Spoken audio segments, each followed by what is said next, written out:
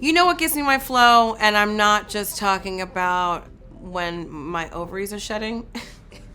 I'm not just talking about my the uterine lining. I'm talking about a different kind of flow. And every morning my kids and I will dance to Opla D, Opla Da, Life Goes On, and Boney M, Brown Girl in the Ring, because it's always a bop for them, and I grew up listening to those songs, and so that's really fun. But when they leave the house, it is giving Tiana Taylor, Work That just all day long. And you know what? I used to listen to it in front of them, because I was like, they don't know. And then on the way to school, they're like, work that pussy. I said, oh no. I said, you know, pussy's a cat, but that's how I get my flow. You want to see? Is this for OnlyFans or is this actually a... Okay, because I wasn't sure.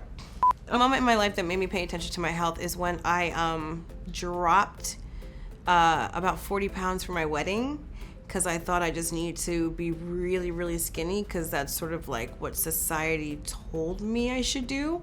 And then I had a wedding dress that was falling off that I paid way too much money for. I literally had a potato and a sip of tequila and blacked out and didn't enjoy my wedding because I had dieted so hard. And so I really had to check myself before I wrecked myself. Ficky. I do it for the rhythm, the culture, the rhyme.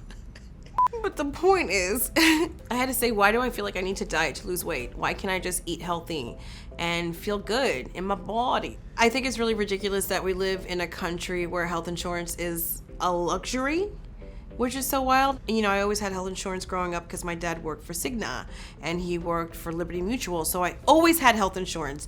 And when I started doing stand-up comedy full time, I did not have health insurance. And my dad was so disappointed.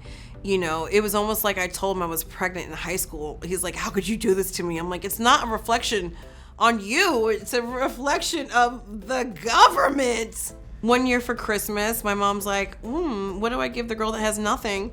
And she gave me health insurance, which, you know, I didn't ask for it, but I'm so glad she did. And then 3 months later, I found out I had a benign brain tumor. And I'm like, girl, never give me health insurance again, okay?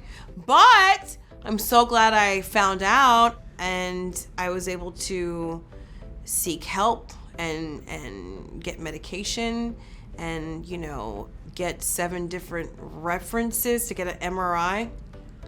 Can we get a better system? At one point, they're like, can you fax it? I'm like, no, just let me go to my phone on the wall of my kitchen and dial you up. In fact, let me just send over a 3-eyed raven with my referral. Anyways, I'm moving to Amsterdam. I'll see you guys there. Having twins in my 40s is an episode, a never-ending episode of The Amazing Race with no prize. It's like a car alarm, but all day long, but just with their voices. But I love them. I do, because I get to see this pureness and humanity and feel like I'm leaving not only like a beautiful mark in this world, but I get to teach them how hard it can be, but also how amazing. And plus they're really cute. It'd be so hard if they were ugly.